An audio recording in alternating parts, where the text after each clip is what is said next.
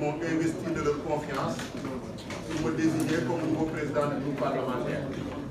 J'en profite également pour féliciter chaleureusement et vivement l'ancien président du groupe parlementaire, le ministre Birame Souleye Diop, pour tout le travail qu'il a eu à abattre depuis septembre 2022 à la tête de ce groupe parlementaire dans un contexte politique tendu, incertain, difficile, avec des résultats probables.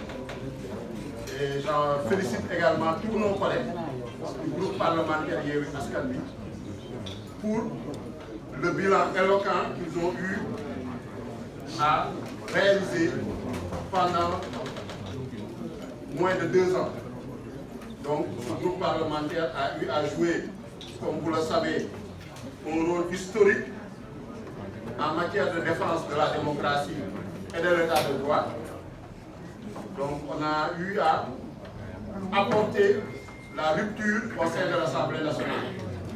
Et c'est traduit notamment par plusieurs actions, la multiplication des questions écrites.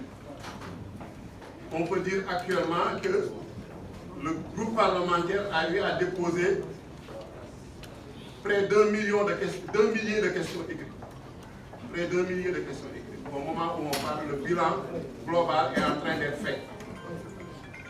Également, en termes de commission d'enquête parlementaire qu'on a eu à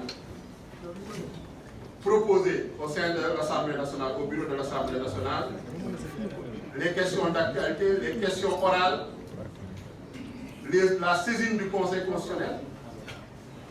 Il faut rappeler que c'est grâce à ce groupe parlementaire que l'élection présidentielle n'a pas pu être reportée en décembre 2024.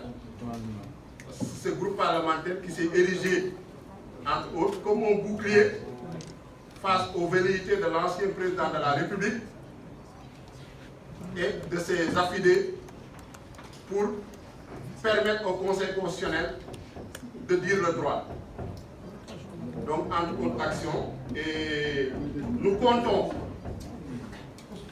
modestement continuer à contribuer au renforcement et à l'édification de l'état de droit, à jouer notre rôle pour la transformation systémique du Sénégal, à jouer également notre rôle de représentant du peuple. Nous avons organisé aujourd'hui un séminaire pour analyser le document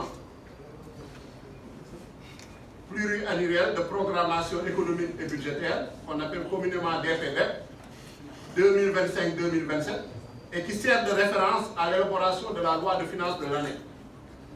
Donc c'est ce document qui sera présenté par le ministre des Finances le samedi 29 juin à l'Assemblée nationale.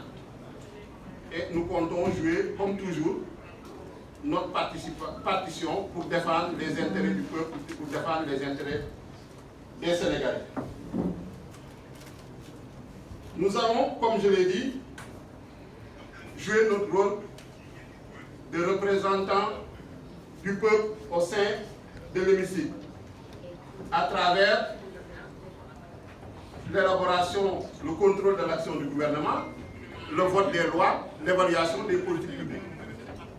C'est ça le rôle de l'Assemblée nationale.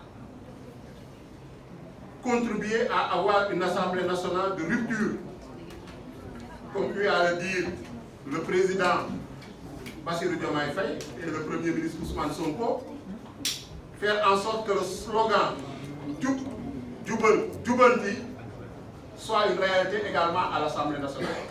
Parce que dans le projet porté par le président Bassirou Diomaye Faye, il est bien inscrit qu'il compte renforcer les institutions, notamment en donnant plus de pouvoir à l'Assemblée nationale, en renforçant les moyens humains, les moyens financiers, les moyens matériels de l'Assemblée nationale et en renforçant la séparation des pouvoirs. C'est un des axes majeurs et prioritaires du projet de transformation systémique. Et nous allons nous inscrire pour matérialiser cela. Effectivement, effectivement, l'Assemblée nationale doit jouer son rôle de contrôle de l'action gouvernementale.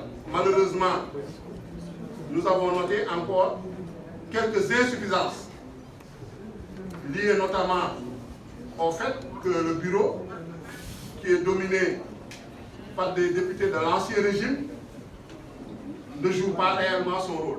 Parce qu'il y a eu plusieurs propositions de commissions d'enquête parlementaire qui sont pendantes, mais que le président refuse d'inscrire à l'ordre du jour, le président de l'Assemblée nationale. Parce que c'est lui qui inscrit à l'ordre du jour les affaires qui sont soumises au bureau.